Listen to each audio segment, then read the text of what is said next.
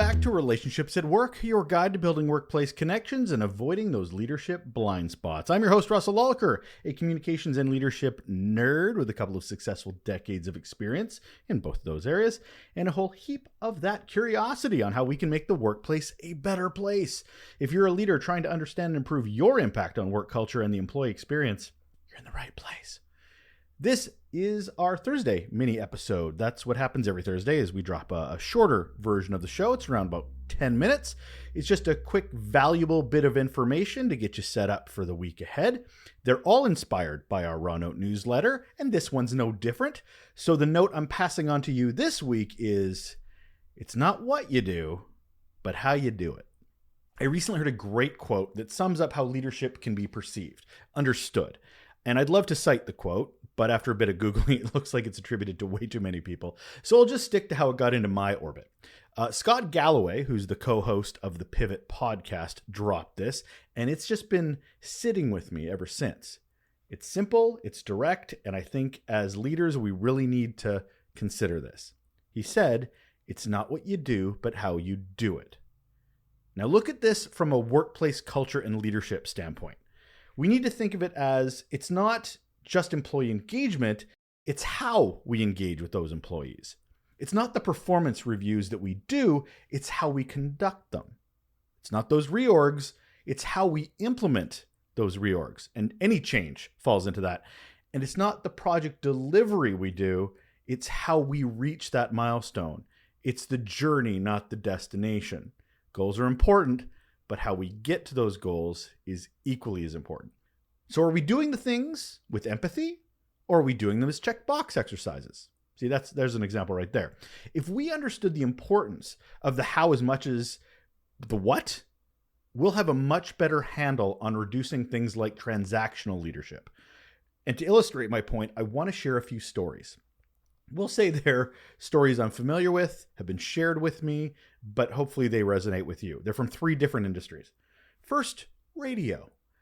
It was a small radio station where a salesperson that was working there, the only salesperson that was working there, was new. He had some experience in sales, but he was still trying to get the hang of selling in the radio world and also navigating the expectations of his boss.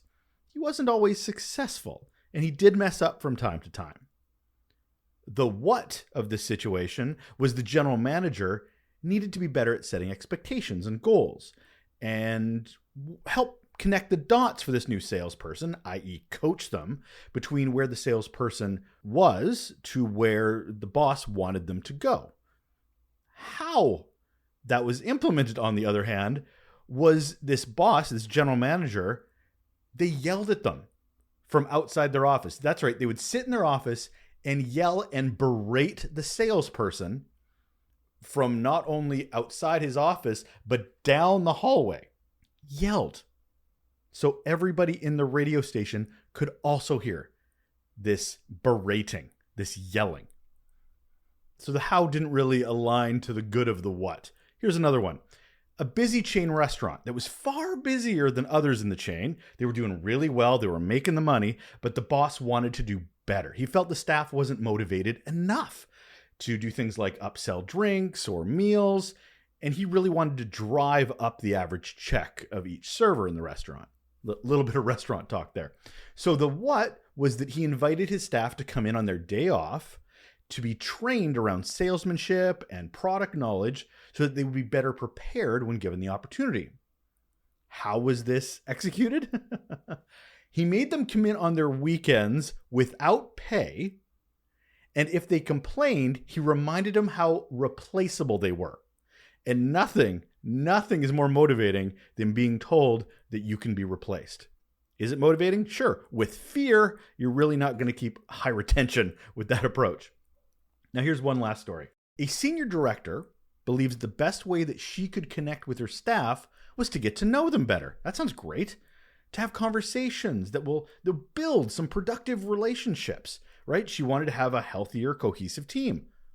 I love that. So what she did was she encouraged people to come into her office at any time when they wanted to about anything that they wanted to talk about. She said she had an open door policy and anyone could take advantage of it. She said it at other meetings. She really promoted the hell out of this thing. But how she went about it, she only really listened to 2 members of her team that she already had an existing relationship with. And if anybody came in with any criticisms that she felt touched her in some way, denied any of it. And finally, she would actually talk over people whenever staff would offer some constructive feedback or things that they would like seen changed. No, she would just steamroll right over it or just twist it to make it look like it was more her idea. It's not what you do, it's how you do it. It's all about intention and it not aligning with the intended impact. In each of these situations, those leaders are fracturing their cultures and hurting any goodwill they may have had. Even if those leaders were directing their focus, their yelling, their threats, their dismissals at individuals or just a few team members, others are seeing this, others are hearing this. It's doing far more damage than they realize. Again, even with good intentions, the execution is really the story that's being told. So as leaders, keep a few things in mind. 1, really prioritize that self-awareness. I can't talk about it enough on this show. It is a superpower to know yourself, know how you show up, know how you react to criticism, know how you react to everything. 2, model better behavior. Show that we are the kind of leaders that we want. Patient, kind, direct, honest, and make sure that our actions align with that model that we talk about and want.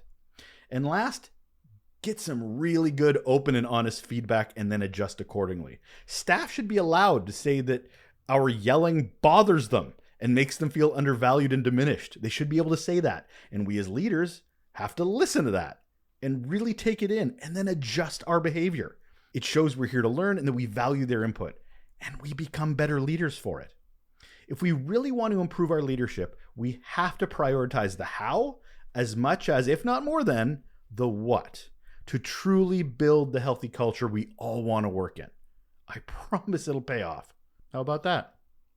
That'll do it for another mini episode of Relationships at Work, your guide to building workplace connections and avoiding leadership blind spots. Thanks once again for joining me. If you are enjoying these mini episodes or you want to talk about the guest episodes, feel free to reach out to me. You can email me at hello@russellolacher.com, or you can find Relationships at Work on LinkedIn. We've got our own page there where I share all the things that are happening and love interacting with you. So yeah, I'd love to connect further if you're up for it. I certainly am. All right, take care.